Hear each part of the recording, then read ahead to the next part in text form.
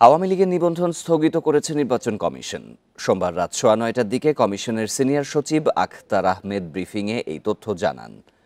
গণহত্যায় জড়িত দলটির কার্যক্রম নিষিদ্ধ করে স্বরাষ্ট্র মন্ত্রণালয়ের প্রজ্ঞাপনের ধারাবাহিকতায় এই সিদ্ধান্ত নেওয়া হয়েছে বলে জানান আখতার আহমেদ। রোববার উপদেষ্টাদের জরুরি বৈঠকে আওয়ামী লীগের কার্যক্রম নিষিদ্ধের সিদ্ধান্তের পর থেকেই নিবন্ধন বাতিল নিয়ে আলোচনা শুরু হয়। সোমবার নির্বাচন ভবনে যুক্তরাষ্ট্রের কার্টার সেন্টারের প্রতিনিধি দলের সঙ্গে বৈঠক শেষে সিইসি জানান প্রজ্ঞাপন হাতে পেলেই এ বিষয়ে সিদ্ধান্ত। বিকেলে এ নিয়ে প্রজ্ঞাপন জারি হয়। এরপর বৈঠকে বসে ইসি।